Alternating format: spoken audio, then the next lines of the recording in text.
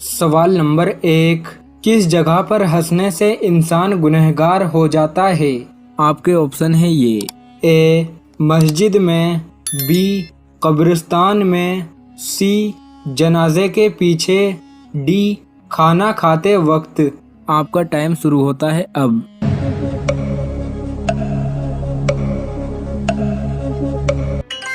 सही जवाब है सी.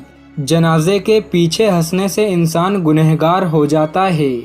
सवाल नंबर 2, जनाजे के साथ क्या ले जाना मना है? आपके ऑप्शन है ये। ए. पानी, बी. लकड़ी, सी. आग, डी. तीनों नहीं। आपका टाइम शुरू होता है अब।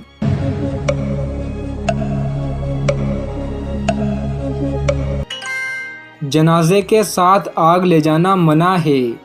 सवाल नंबर 3, हजरत आदम अलैहिस्सलाम की नमाज जनाजा किसने पढ़ाई थी? आपके ऑप्शन है ये। ए. हजरत शीस अलैहिस्सलाम, बी. हजरत जिब्राइल अलैहिस्सलाम, सी. हजरत मीकाईल अलैहिस्सलाम, डी. हजरत इज़राइल अलैहिस्सलाम। आपका टाइम शुरू होता है अब।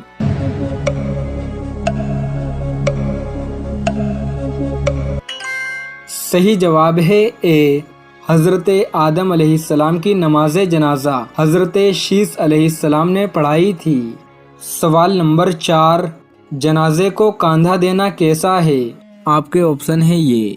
ए. फर्ज है, बी. सुन्नत है, सी.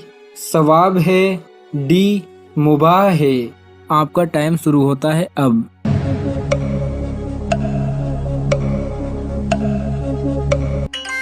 सही जवाब है सी.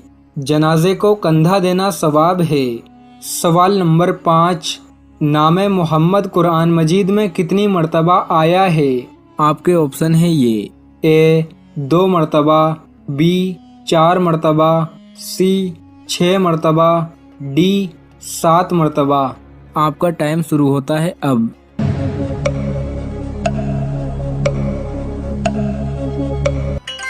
सही जवाब है बी. नामे मोहम्मद कुरान मजीद में 4 मर्तबा आया है। सवाल नंबर 6, मस्जिद किबलतैन कहाँ मौजूद है? आपके ऑप्शन है ये। ए. मक्का में, बी. मदीना में, सी. जद्दाह में, डी. फ़लस्तीन में। आपका टाइम शुरू होता है अब।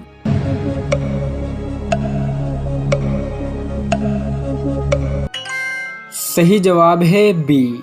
मस्जिद किबलतैन मदीना शरीफ में मौजूद है। सवाल नंबर 7, जंग यरमौक मुसलमानों ने किसके खिलाफ लड़ी थी? आपके ऑप्शन है ये। ए. रोमन सल्तनत के, बी. यहूदी सल्तनत के, सी. फारसी सल्तनत के, डी. ईसाई सल्तनत के। आपका टाइम शुरू होता है अब।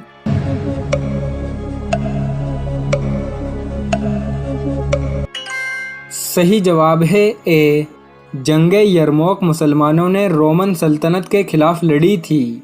सवाल नंबर 8, हज के मौके पर शैतान को कंकड़ियां मारना क्या कहलाता है? आपके ऑप्शन है ये। ए. सईफ, बी. रमी, सी. तवाफ, डी. इस्तेलाम। आपका टाइम शुरू होता है अब।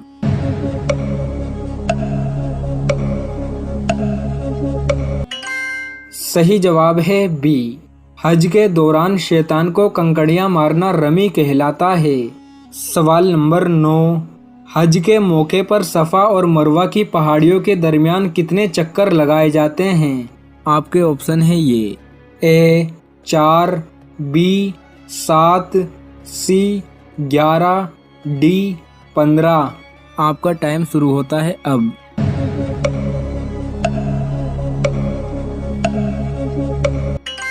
सही जवाब है बी. 7 चक्कर लगाए जाते हैं। सवाल नंबर 10, हुजूर करीम सल्लल्लाहु ताला अलैहि वसल्लम ने मक्का फतह करने के फ़ौरन बाद कौन सी सूरह मुबारक तिलावत फरमाई थी? आपके ऑप्शन है ये। ए. सूरह यासीन, बी. सूरह मुल्क, सी. सूरह फतेह, डी. सूरह जिन। आपका टाइम शुरू होता है अब।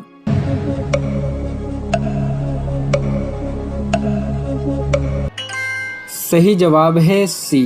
हुजूर करीम सल्लल्लाहु ताला अलैहि वसल्लम ने मक्का फतह करने के फ़ौरन बाद सूरह फतेह तिलावत फरमाई थी। सवाल नंबर 11। हुजूर करीम सल्लल्लाहु ताला अलैहि वसल्लम की उम्र मुबारक उस वक्त कितनी थी जब आपकी वालिदा का इंतकाल हुआ था? आपके ऑप्शन है ये। ए 5 साल, बी 6 साल, सी 7 साल, डी 8 साल। आपका टाइम शुरू होता है अब।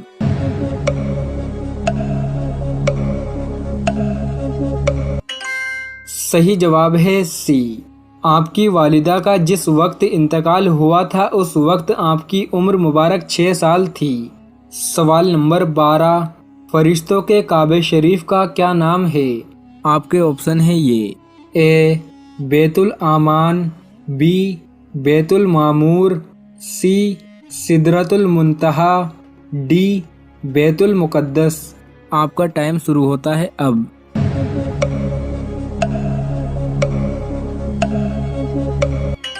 सही जवाब है बी। फरिश्तों के काबे शरीफ का नाम बैतुल मामूर है। सवाल नंबर 13। पहला इस्लामी झंडा किस रंग का था? आपके ऑप्शन है ये। ए लाल, बी हरा, सी सफ़ेद, डी काला। आपका टाइम शुरू होता है अब।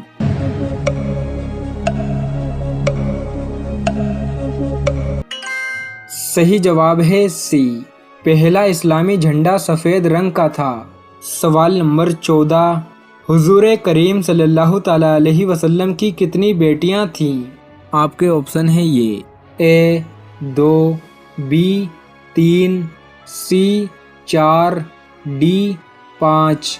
आपका टाइम शुरू होता है अब।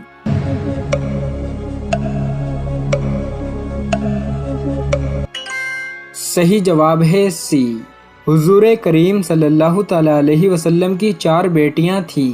सवाल नंबर 15। बैतुल खला में जिन होते हैं और ये इंतहाई दर्जे से गंदे जिन होते हैं जिनको खबीस कहा जाता है, और ये लफ्ज़ उर्दू ज़बान में भी बुरे और घटिया इंसान के लिए कहा जाता है कि बड़ा खबीस इंसान है, तो उन्हें खबीस कहते हैं। नबी अकरम सल्लल्लाहु अलैहि वसल्लम फरमाते हैं जब तुम में से कोई शख्स बैतुल खला के लिए जाए, टॉयलेट के लिए जाए, लैट्रिन में जाए, तहारत खाने में जाए, तो वो ये दुआ पढ़ ले, अल्लाहुम्मा इन्नी अऊज़ु बिका मिनल खुब्सी वल खबाइस। अल्लाह मैं तुझ में पनाह मांगता हूँ खुब्स और खबाइस से, मेल और फीमेल ये गंदे जिनों से तेरी पनाह मांगता हूँ, मुज़क्कर और मुअन्नस दोनों से पनाह मांगता हूँ। तो यहाँ हदीस में बात पता चली कि तहारत खानों में, लैट्रिन्स में, पैखानों में, टॉयलेट्स में जिन होते हैं और हमें पनाह मांग कर अल्लाह की वहाँ दाखिल होना चाहिए। हम में से अक्सर लोगों को देखा गया ये दुआ याद ही नहीं होती है, बस उठे छुटे चले गए, फिर प्रॉब्लम्स आना शुरू हो गए, मसले मसाइल शुरू हो गए, फिर इलाज के लिए भाग रहे हैं, फिर रास्ते ढूंढ रहे हैं। तो मेरे भाई prevention is better than cure, जो मिसाल है इंग्लिश की वो ज़्यादा बेहतर है समझने के लिए कि एहतियात ज़्यादा बेहतर है इलाज से। तो एहतियात क्यों नहीं करते हम? तहारत खानों में जाते हैं, पढ़ते नहीं हैं। जब भी आप पेशाब पैखाने को जाए तब आप ये दुआ पढ़े, याद रखिए,